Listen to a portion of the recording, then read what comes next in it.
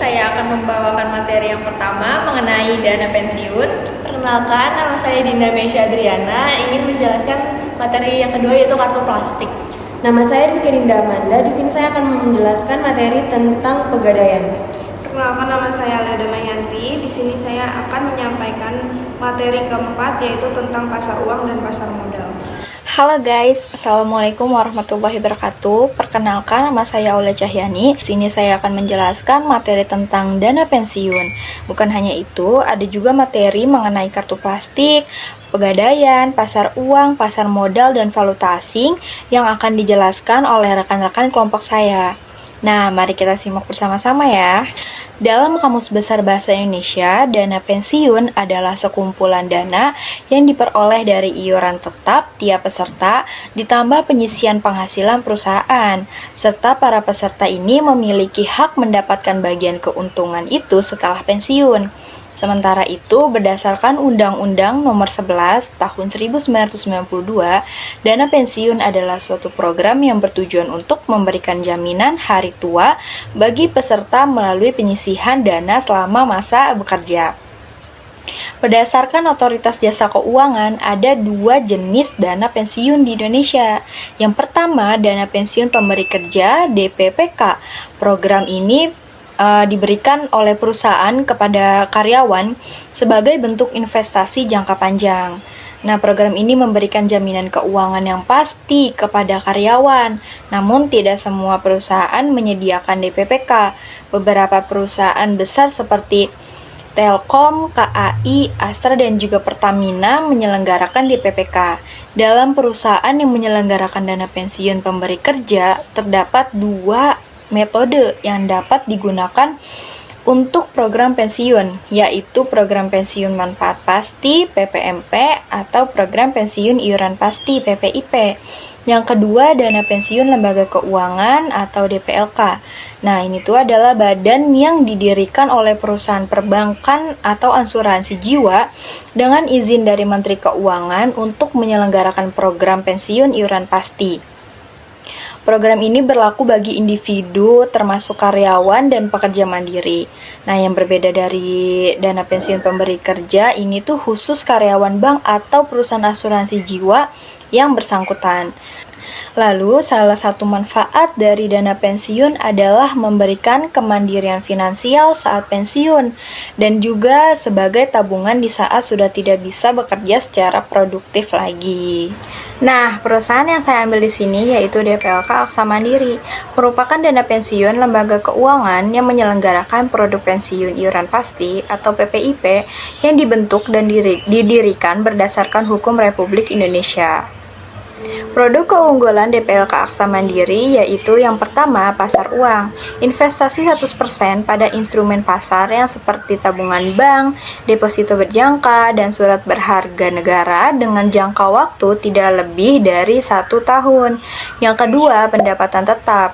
Minimal 60% dana diinvestasikan pada instrumen pendapatan tetap, yaitu obligasi sukuk, dan maksimal 40% pada pasar uang. Yang ketiga, syariah pasar uang.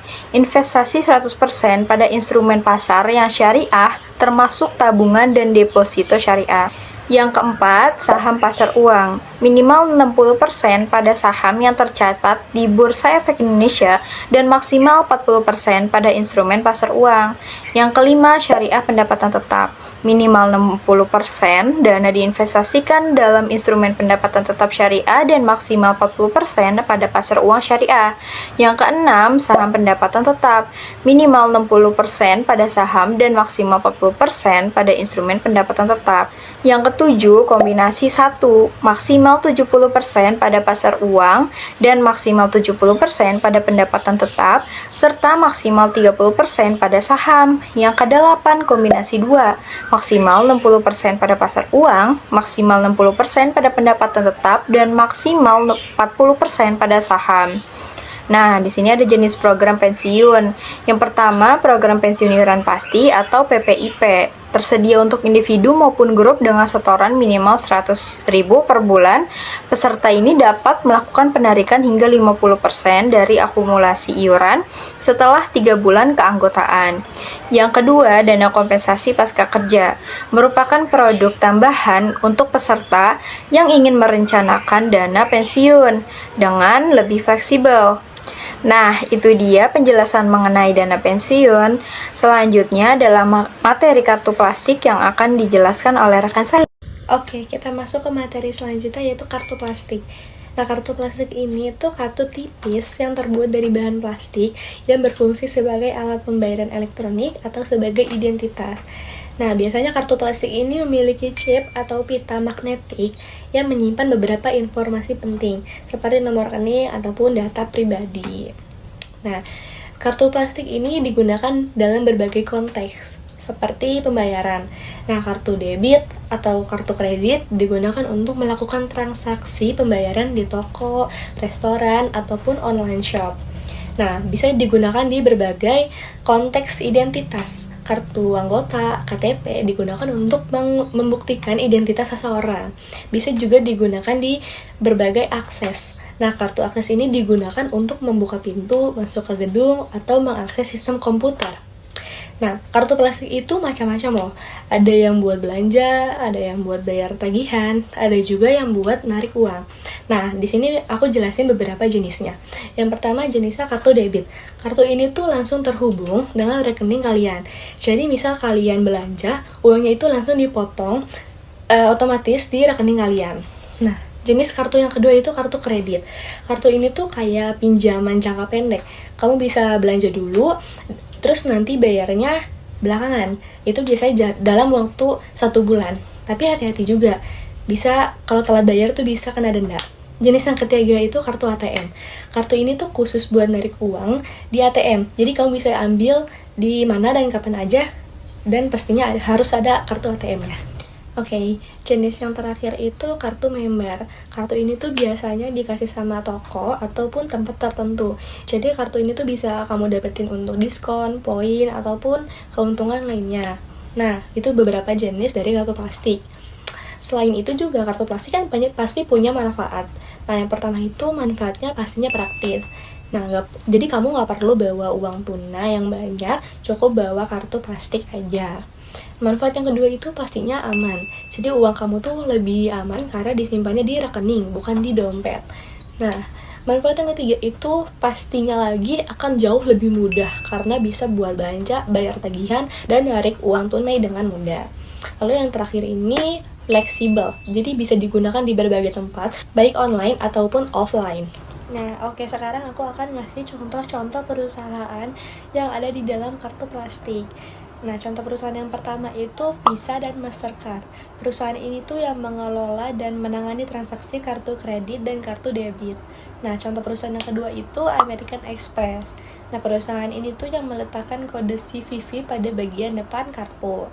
Nah, contoh perusahaan yang ketiga itu PayPal. PayPal ini jaringan pembayaran digital yang menerapkan sistem CVV dalam proses transaksi. Contoh perusahaan yang keempat itu BNI. Nah, si BNI ini perusahaan yang menyediakan kartu kredit korporasi, yaitu BNI Corporate Card. Nah, untuk pegawai dengan jabatan tertentu. Perusahaan yang kelima yaitu CMB Niaga. Perusahaan ini yang menyediakan kartu debit korporasi untuk keperluan perjalanan dinas dan jamuan perusahaan. Oke, pada perusahaan-perusahaan tadi juga terdapat contoh produknya. Nah, contoh-contoh produk pada perusahaan Visa dan Mastercard itu yang pertama kartu debit. Nah, kartu debit ini memungkinkan si pengguna itu untuk menarik uang tunai dan melakukan pembayaran dengan menggunakan dana yang tersedia di rekening bank mereka. Yang kedua itu kartu bisnis. Nah, kartu bisnis ini dirancang khusus untuk kebutuhan bisnis seperti manajemen pengeluaran, program loyalitas, dan juga reward. Contoh produk perusahaan selanjutnya yaitu American Express. Yang pertama kartu charge. Nah, kartu charge ini tuh kartu kredit yang mewajibkan pengguna untuk melunasi tagihan secara penuh setiap bulannya. Yang kedua itu kartu kredit. Nah, American Express juga menawarkan berbagai jenis kartu kredit, termasuk kartu kredit untuk perjalanan, kartu kredit untuk bisnis, dan kartu kredit untuk gaya hidup. Lalu contoh produk perusahaan yang lainnya juga ada PayPal. Yang pertama, layanan pembayaran online, yaitu PayPal memungkinkan pengguna untuk melakukan pembayaran online dengan aman dan mudah. Yang kedua, layanan transfer uang. Nah, PayPal ini memungkinkan pengguna untuk mengirim dan menerima uang ke berbagai negara di dunia dengan cara transfer. Lalu contoh produk perusahaan selanjutnya yaitu BNI. Nah, yang pertama kartu prepaid. BNI menawarkan kartu prepaid BNI Tap Cash yang dapat digunakan untuk melakukan pembelian dan pembayaran di berbagai merchant. Yang kedua itu layanan perbankan. BNI menawarkan berbagai layanan perbankan seperti rekening tabungan, rekening giro, dan layanan perbankan online. Lalu yang terakhir ini contoh produk perusahaan yang terakhir yaitu CIMB Niaga. Nah, yang pertama kartu debit. CIMB Niaga menawarkan berbagai jenis kartu debit seperti kartu CIMB Niaga Platinum dan CIMB Niaga World. Lalu yang kedua layanan perbankan. Sama seperti BNI, CIMB Niaga ini juga menawarkan layanan perbankan seperti rekening tabungan, rekening giro, dan layanan perbankan online. Oke, di sini aku akan ngasih contoh penggunaan untuk si kartu plastik. Yang pertama itu kamu bisa pakai kartu debit atau kartu kredit untuk belanja di toko, restoran, maupun online shop. Yang kedua itu kamu bisa bayar tagihan. Kamu bisa pakai kartu debit, kartu kredit, atau kartu prepaid untuk bayar tagihan listrik, telepon, ataupun internet. Dan yang ketiga itu kamu bisa narik uang tunai. Bisa pakai kartu ATM atau kartu prepaid untuk narik uang tunai di ATM. Nah, yang terakhir ini mendapatkan diskon. Kamu bisa pakai kartu member untuk mendapatkan diskon atau keuntungan lainnya di toko tempat tertentu. Nah, itu aja penjelasan dari aku mengenai kartu plastik. Kita lanjutkan materi selanjutnya. Nah, tadi teman aku yang namanya Dinda udah ngejelasin kan tentang kartu plastik. Jadi di sini aku mau ngejelasin nih tentang Pegadaian. Jadi di sini aku menjelasin Pegadaian adalah lembaga keuangan non-bank yang memberikan layanan pinjaman dengan jaminan barang berharga. Dalam sistem Pegadaian, nasabah menyerahkan barang berharga seperti emas, perhiasan, atau barang elektronik sebagai jaminan untuk mendapatkan pinjaman.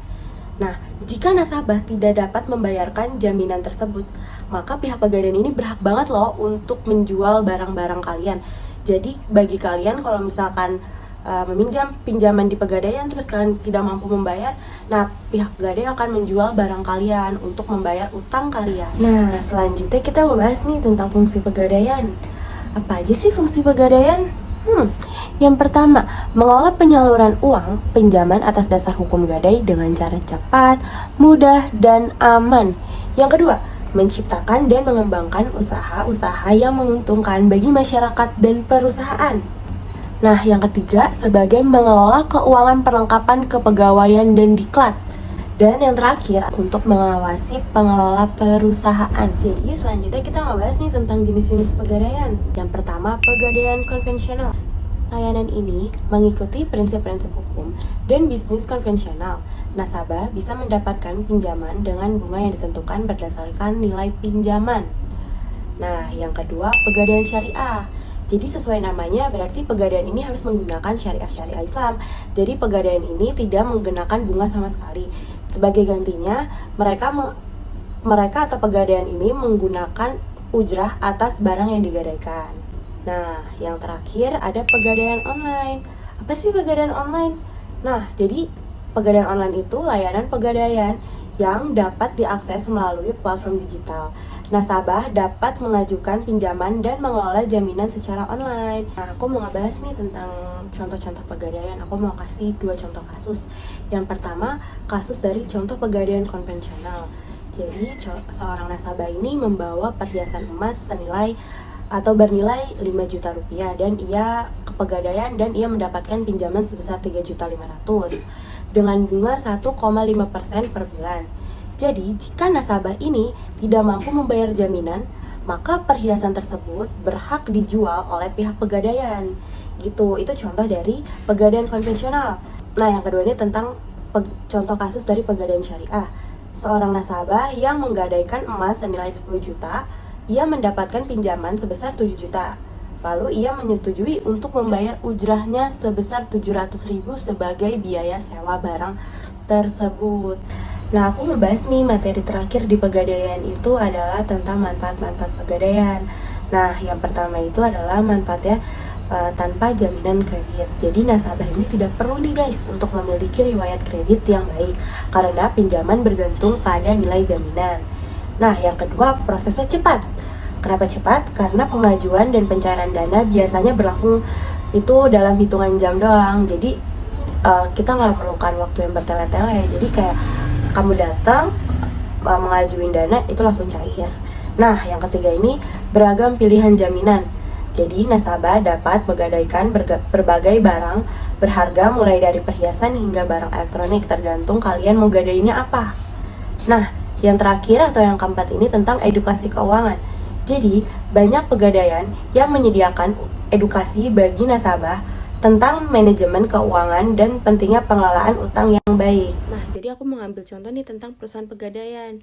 Aku mau ngambil contoh tentang PT Gadai Emas Syariah. Jadi, Gadai Emas Syariah adalah layanan pembiayaan yang memungkinkan seseorang untuk mendapatkan pinjaman dengan jaminan emas sesuai dengan prinsip-prinsip syariah Islam. Nah, selanjutnya tuh ada proses-proses gadai. Jadi, di proses gadai itu ada penilaian emas. Jadi, emas yang akan digadai dinilai terlebih dahulu untuk menentukan nilai pinjaman yang dapat diberikan. Nah, yang kedua ini ada pemberian pinjaman. Nah, pemberian pinjaman ini setelah penilaian, lembaga gadai akan memberikan pinjaman sesuai dengan nilai emas yang digadai. Nah, yang ketiga ada pembayaran. Nah, pembayaran ini yang peminjam harus membayar kembali pinjaman beserta biaya administrasi yang telah disepakati. Nah, keunggulan dari Gadai Emas Syariah ini adalah transparansi. Jadi, semua biaya dan syarat dijelaskan secara jelas sebelum transaksi. Nah, terus selanjutnya ini keunggulannya ada tanpa riba. Jadi, Gadai Emas Syariah tidak melibatkan bunga atau riba sama sekali, sesuai dengan prinsip syariah Islam. Nah, tapi ada resikonya nih. Nah, resikonya apa sih? Ada kehilangan emas dan fluktuasi harga emas. Saya di sini ingin melanjutkan materi tentang pasar uang, pasar modal. Yang pertama di sini ada pasar uang, yaitu tempat jual beli instrumen keuangan jangka pendek atau kurang lebih dari 1 tahun. Seperti sertifikat deposito, surat berharga komersial, dan uang tunai. Dan jenis di sini ada primer, yaitu emisi awal instrumen keuangan. Lalu di sini ada sekunder, perdagangan instrumen keuangan yang telah diterbitkan sebelumnya. Lalu di sini juga ada manfaatnya, yaitu pada sumber pendanaan jangka pendek, yang dimana bagi perusahaan, pemerintah, dan individu. Lalu manajemen likuiditas, yang dimana ini menyesuaikan kebutuhan dana jangka pendek.